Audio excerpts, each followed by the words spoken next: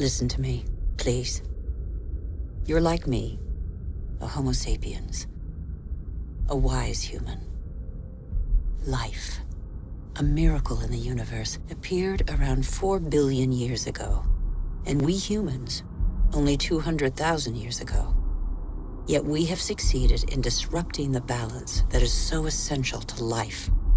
Listen carefully to this extraordinary story, which is yours, and decide what you want to do with it. Around the North Pole, the ice cap has lost 30% of its surface area in 30 years. But as Greenland rapidly becomes warmer, the fresh water of a whole continent flows into the salt water of the oceans.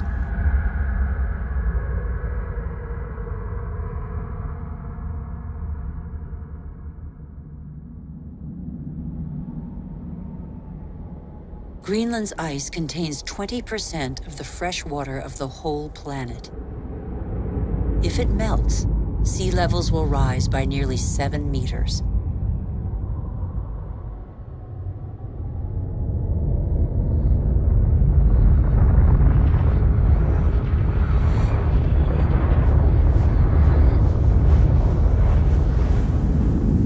But there is no industry here. Greenland's ice sheet suffers from greenhouse gases emitted elsewhere on Earth. Our ecosystem doesn't have borders. Wherever we are, our actions have repercussions on the whole Earth. The atmosphere of our planet is an indivisible whole. It is an asset we share.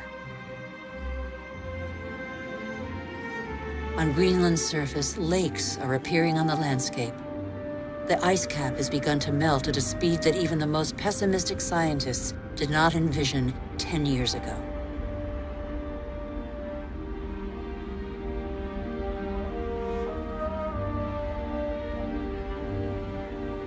More and more of these glacier-fed rivers are merging together and burrowing through the surface.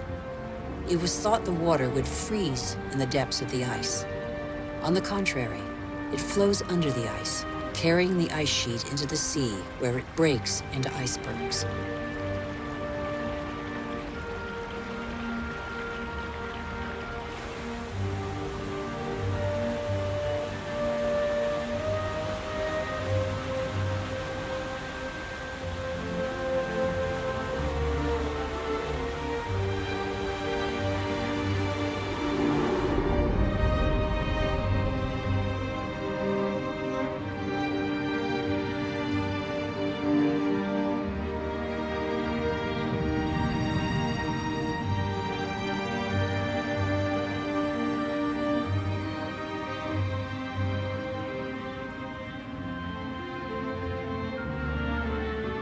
As the fresh water of Greenland's ice sheet gradually seeps into the salt water of the oceans, low-lying lands around the globe are threatened.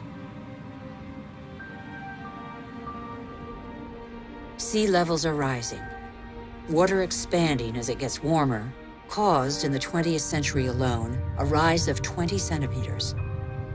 Everything becomes unstable. Coral reefs, for example, are extremely sensitive to the slightest change in water temperature. 30% have disappeared. They are an essential link in the chain of species.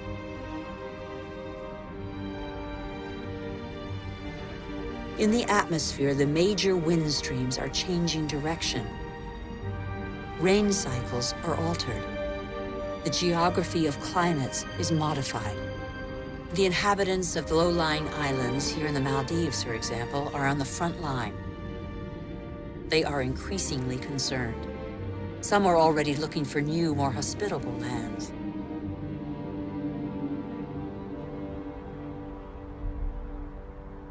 If sea levels continue to rise faster and faster, what will major cities like Tokyo, the world's most populous city, do?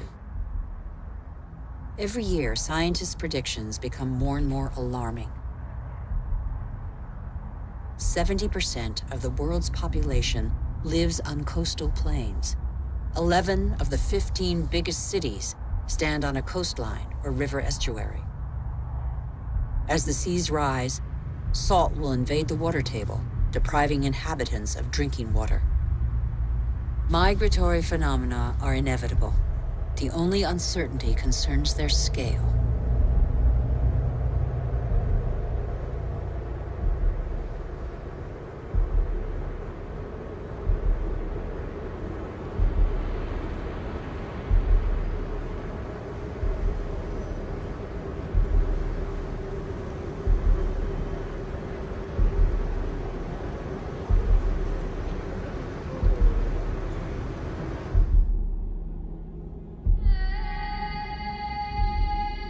In Africa, Mount Kilimanjaro is unrecognizable.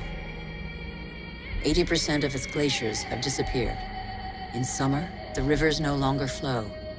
Local peoples are affected by the lack of water.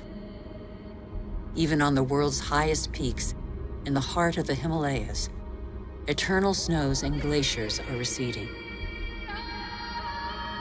Yet these glaciers play an essential role in the water cycle.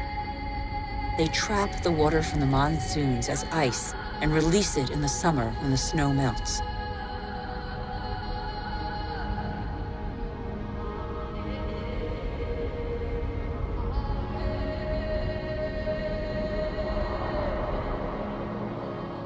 The glaciers of the Himalayas are the source of all the great Asian rivers, the Indus, Ganges, Mekong, Yangtze-Kiang. 2 billion people depend on them for drinking water and to irrigate their crops, as in Bangladesh. On the delta of the Ganges and Brahmaputra, Bangladesh is directly affected by the phenomena occurring in the Himalayas and at sea level. This is one of the most populous and poorest countries in the world. It is already hit by global warming. The combined impact of increasingly dramatic floods and hurricanes could make a third of its landmass disappear. When populations are subjected to these devastating phenomena, they eventually move away.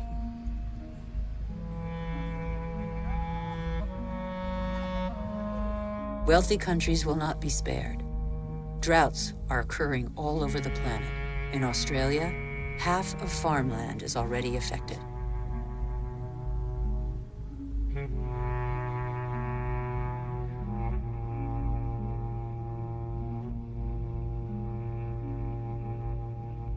We are in the process of compromising the climactic balance that has allowed us to develop over 12,000 years.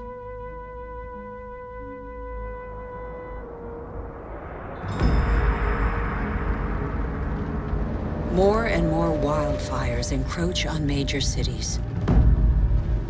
In turn, they exacerbate global warming.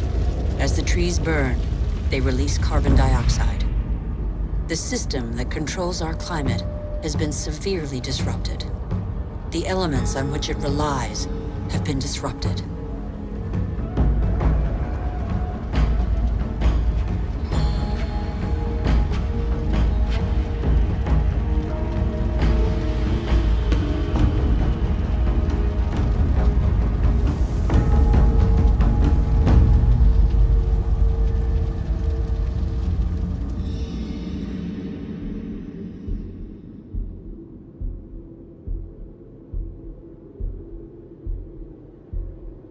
The clock of climate change is ticking in these magnificent landscapes.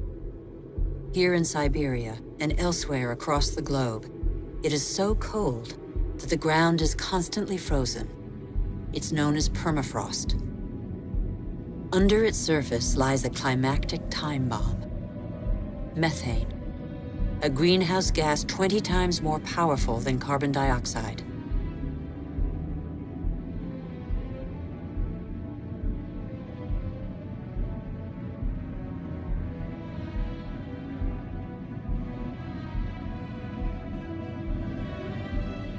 If the permafrost melts, the methane released would cause the greenhouse effect to race out of control with consequences no one can predict.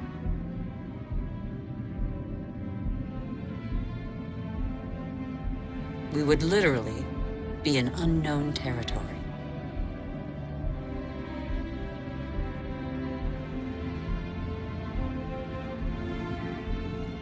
Humanity has no more than 10 years to reverse the trend and avoid crossing into this territory. Life on Earth as we have never known it.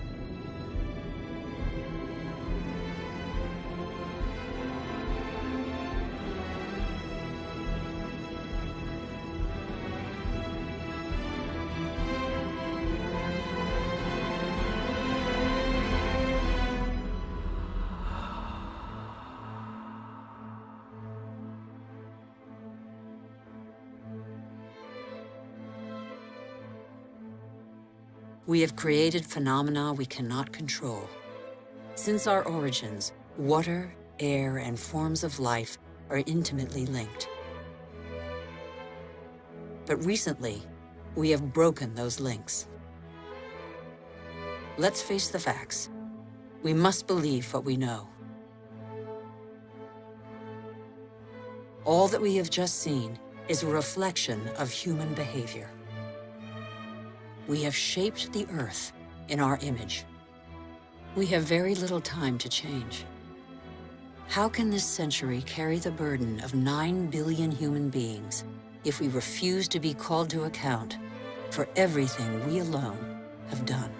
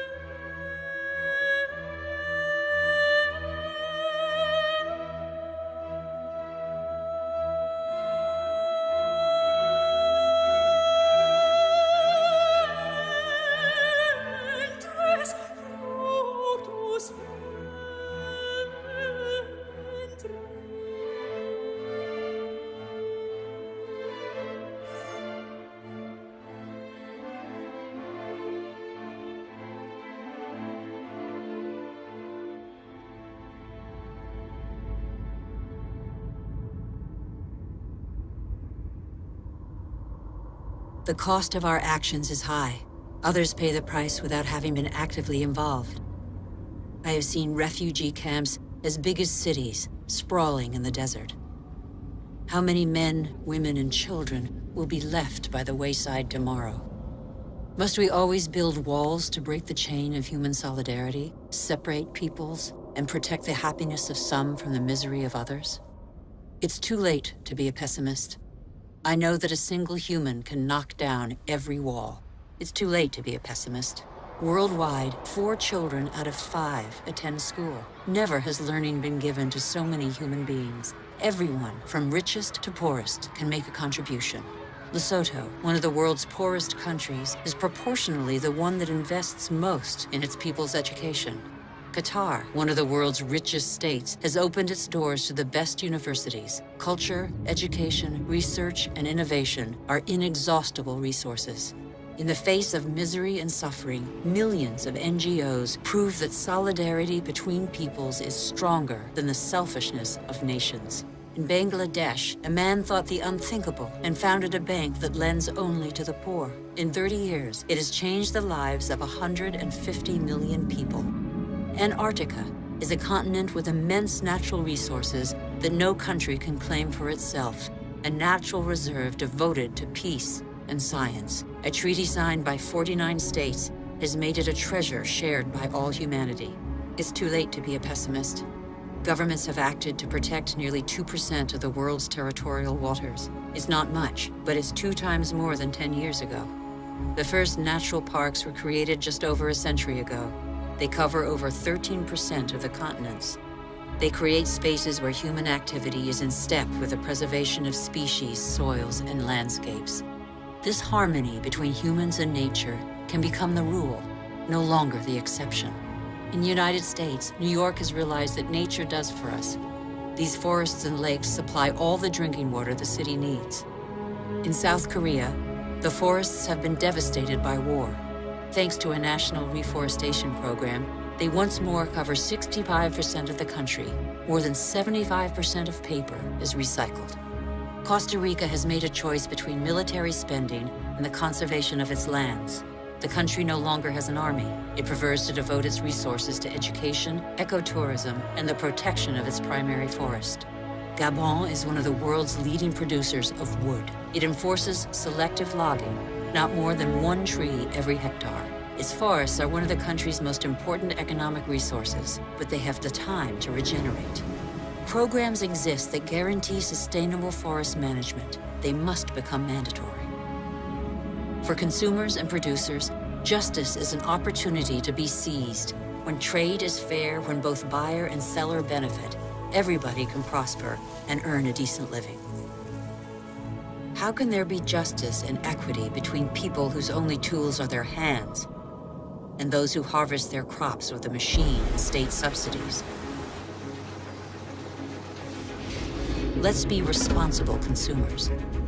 Think about what we buy. It's too late to be a pessimist. I've seen agriculture on a human scale. It can feed the whole planet if meat production doesn't take the food out of people's mouths. I have seen fishermen who take care of what they catch and care for the riches of the ocean. I have seen houses producing their own energy. 5,000 people live in the world's first ever eco-friendly district in Freiburg, Germany. Other cities partner the project. Mumbai is the 1,000th to join them.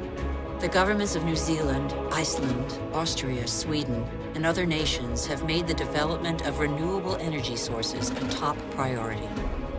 I know that 80% of the energy we consume comes from fossil energy sources. Every week, 2 new coal-fired generating plants are built in China alone. But I have also seen, in Denmark, a prototype of a coal-fired plant that releases its carbon into the soil rather than the air. A solution for the future? Nobody knows yet. I have seen in Iceland an electricity plant powered by the Earth's heat, geothermal power. I have seen a sea snake lying on the swell to absorb the energy of the waves and produce electricity. I have seen wind farms off the coast of Denmark that produce 20% of the country's electricity. The USA, China, India, Germany, and Spain are the biggest investors in renewable energy. They have already created over 2.5 million jobs. Where on earth doesn't the wind blow? I have seen desert expanses baking in the sun. Everything on Earth is linked, and the Earth is linked to the sun, its original energy source. Can humans not imitate plants and capture its energy? In 1 hour, the sun gives the Earth the same amount of energy as that consumed by all humanity in 1 year. As long as the Earth exists, the sun's energy will be inexhaustible. All we have to do is stop drilling the Earth and start looking to the sky. All we have to do is learn to cultivate the sun. All these experiments are only examples, but they testify to a new awareness. They lay down markers for a new human adventure based on moderation, intelligence, and sharing.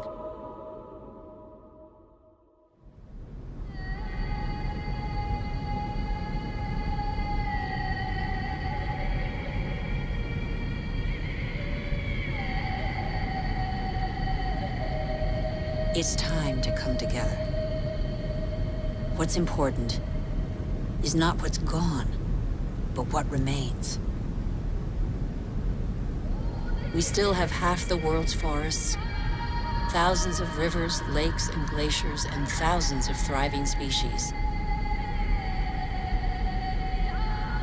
We know that the solutions are there today. We all have the power to change.